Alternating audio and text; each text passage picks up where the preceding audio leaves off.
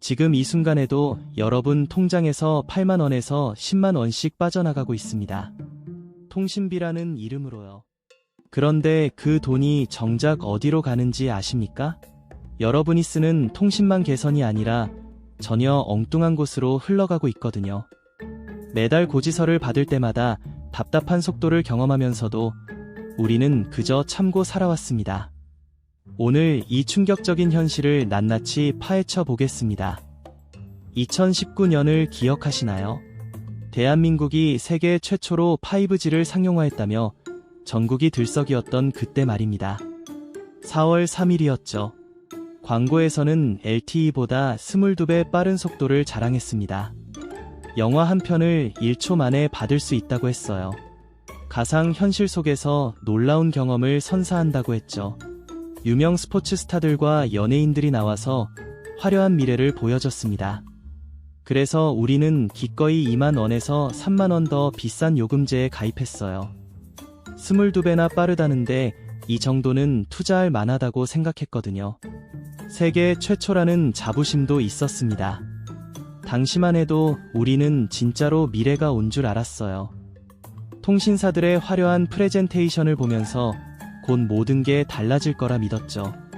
하지만 그건 순진한 착각이었습니다. 그런데 지금 여러분 스마트폰 상단에 떠있는 5G 마크가 진짜 그 약속을 지키고 있나요? 솔직히 말하면 예전 LTE만도 못하다는 느낌 받으실 겁니다. 특히 지하철이나 사람 많은 곳에서는 답답하기 그지없죠. 웹페이지 하나 여는데도 한참 걸릴 때가 있어요. 유튜브 영상은 버퍼링에 걸려서 멈춰버리고요. 이럴 때마다 우리는 내 폰이 문제인가 싶어서 재부팅을 해봅니다. 하지만 문제는 폰이 아니었어요. 통신망 자체가 문제였던 거죠. 이런 배신감의 핵심은 바로 주파수에 있습니다. 통신사들이 광고했던 그 엄청난 속도는 28GHz 대역을 썼을 때만 가능한 이론값이었거든요. 이 초고주파는 속도는 빠르지만 치명적인 약점이 있습니다. 직진성이 강해서 벽을 못 뚫고 장애물을 피하지 못하죠. 건물 하나만 지나가도 신호가 뚝 끊겨버립니다. 심지어 나무나 비만 내려도 신호 세기가 급격히 떨어져요. 그래서 골목마다 가로등마다 기지국을 빼곡히 설치해야만 했습니다. 이건 엄청난 비용이 드는 작업이었어요. 하나하나 설치하는데 수억 원씩 들어가거든요. 당시 통신사들은 정부와 국민 앞에서 약속했죠. 막대한 자본을 투입해서 전국의 기지국을 촘촘히 깔겠다고요. 진짜 5G 세상을 열겠다고 장담했습니다. 정부는 그 약속을 믿고 세제 혜택과 주파수 할당권을 내줬어요. 각종 규제도 완화해주고 인센티브도 제공했죠. 통신사들은 그 혜택을 받아서 사업을 시작했습니다. 그런데 결과는 참담했거든요. 2023년 5월에 정부가 결국 28GHz 주파수를 강제로 회수했습니다. 통신 3사 모두에게서요. SKT가 마지막으로 회수당했죠. 이유는 명확했습니다. 약속했던 기지국 투자 이행률이 10%대밖에 안 됐거든요. 100개를 짓겠다고 해놓고 10개만 지은 거예요. 기업들이 계산기를 두드려보니 기지국 설치비가 너무 많이 들어서 수익성이 안 맞는다며 투자를 포기해버린 겁니다. 국민과의 약속 따위는 안중에도 없었죠. 결국 우리가 꿈꿨던 진짜 5G는 한국에서 완전히 사라졌습니다. 정부도 어이가 없었을 겁니다. 그렇게 혜택을 줬는데 약속을 안 지킨 거니까요. 하지만 이미 통신사들은 5G 요금제로 수조 원을 벌어들인 뒤였어요. 지금 우리가 쓰는 5G는 3.5GHz 대역입니다.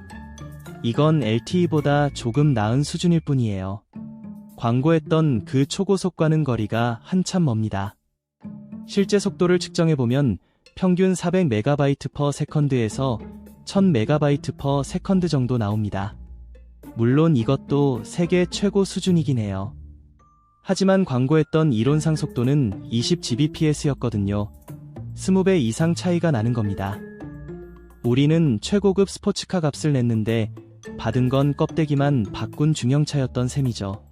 더 황당한 건 2024년 1월에 있었습니다. 정부가 독점 체제를 깨겠다며 제4 이동통신사를 선정했는데요. 스테이지X라는 회사가 28GHz 주파수 경매에서 선정됐습니다. 하지만 6월 14일에 자격 미달로 선정이 취소됐습니다. 스테이지X가 제출한 사업 계획이 부실했다는 이유였죠. 결국 기존 3사 독점 체제가 그대로 유지된 겁니다. 경쟁자가 사라진 시장에서 기업들이 소비자 눈치를 볼까요? 절대 그렇지 않습니다. 오히려 이때부터 본격적인 수익 극대화 전략이 가동되죠. 가격 인상 압박도 슬슬 시작됩니다. 그럼 기지국 설치에 쓰였어야 할 그 수조 원은 어디로 갔을까요? 회사 금고에 쌓여 있을까요? 전혀 그렇지 않습니다. 그 돈은 이미 탈통신이라는 화려한 이름으로 다른 곳으로 흘러갔거든요. 올해 초 통신사 CEO들의 신년사를 보면 소름 끼치는 공통점이 보입니다. 통신 품질 개선이나 네트워크 안정화 같은 본업 이야기는 거의 없어요.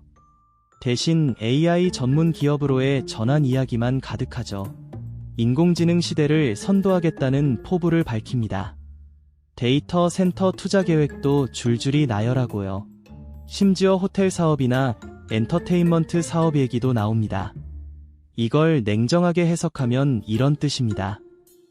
통신업은 성장이 멈췄으니 국민들이 내는 통신비로 AI 데이터 센터를 짓고 다른 사업을 벌여서 주가나 올리겠다는 거예요.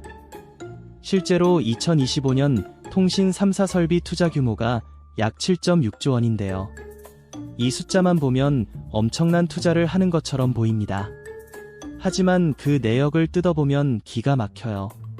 과거엔 이 돈이 기지국 설치에 집중됐다면 이제는 절반 이상이 AI 데이터 센터 구축에 쓰이고 있거든요.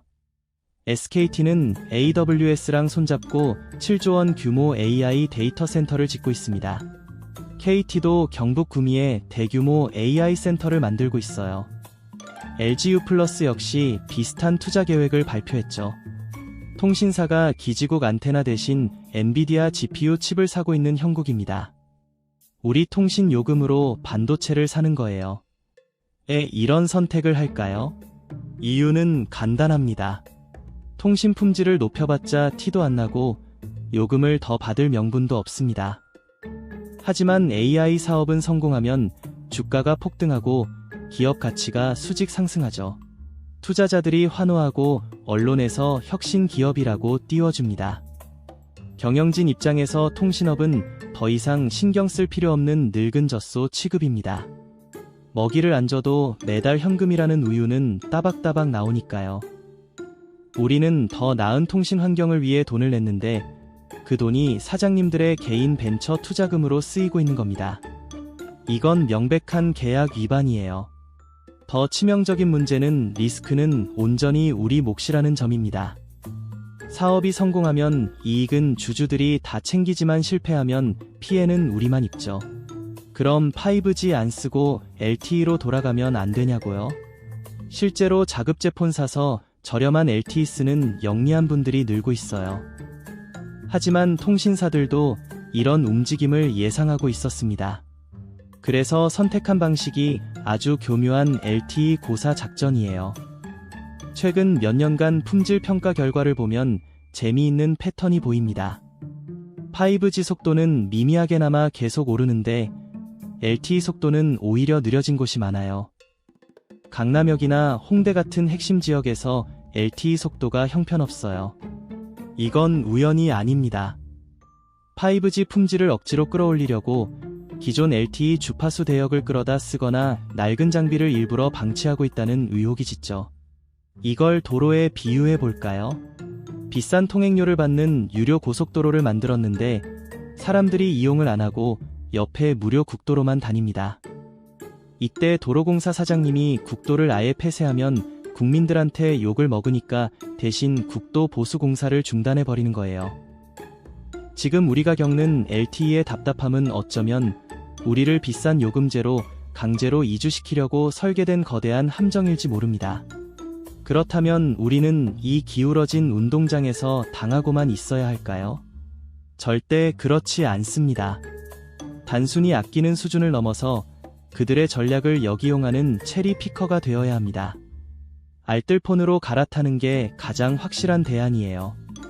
알뜰폰 사업자들은 대형 통신사망을 그대로 도매가로 빌렸습니다. 품질 차이는 존재할 수가 없죠. 가격이 저렴한 이유는 명확합니다. 수천억 원 드는 마케팅 비용이랑 유명 연예인 광고를 다 덜어냈거든요. 무엇보다 그들은 여러분 돈으로 AI 센터 짓거나 호텔 사업 안 합니다. 오직 통신 서비스 본연에만 집중하죠. 알뜰폰으로 갈아타는 순간 거대 기업의 강제 투자자 신분에서 벗어나 합리적인 소비자로 돌아가는 거예요. 한 달에 5만 원에서 7만 원씩 아낄 수 있습니다. 1년이면 60만 원에서 84만 원이에요. 이 돈으로 여행 한번 가거나 저축을 할 수 있죠. 약정이라는 쇠사슬에서 해방되는 용기도 필요합니다. 이제는 오픈마켓에서 기기만 따로 사는 자급제 방식을 선택하세요. 중요한 건 언제든 마음에 안 들면 통신사를 떠날 수 있는 자유를 확보하는 거예요. 통신사들에게 긴장감을 줘야 합니다. 요금제 갈아타기 전에 내 사용 패턴도 꼼꼼히 살펴보세요. 무제한 요금제 쓰면서 실제로는 10GB밖에 안 쓰는 분들이 정말 많거든요. 오늘 우리는 화려한 5G 광고와 AI 기업 껍데기 뒤에 가려진 지갑의 슬픈 현실을 낱낱이 봤습니다. 진짜 문제는 독점 성벽 안에서 고객을 오로지 돈줄로만 여기는 시스템과 그릇된 경영 철학이죠. 불편한 진실을 직면하는 게 내 자산을 지키는 첫걸음입니다. 모르는 척하고 넘어가면 계속 당하게 돼요. 현명한 소비자가 모여야만 시장의 낡은 질서도 바뀔 수 있습니다. 우리 한 명 한 명의 선택이 모이면 거대한 변화를 만들 수 있습니다. 서비스 품질이 불만족스럽다면 차라리 그 회사 주식 조금 사서 우리가 낸 요금을 배당금으로 돌려받는 것도 우픈 생존 전략이 될 수 있겠네요. 안정적인 현금 흐름이 있으니까요. 우리가 매달 꼬박꼬박 돈을 내주니까 배당도 안정적으로 나오는 겁니다. 결국 이 모든 이야기의 핵심은 우리가 깨어있는 소비자가 되어야 한다는 겁니다. 통신사들의 화려한 마케팅에 속지 말고 실질을 따져봐야 해요. 맹목적인 충성심은 이제 버려야 할 때예요. 기업은 우리의 친구가 아니라 이윤을 추구하는 조직이거든요. 우리도 합리적으로 판단하고 행동해야 합니다.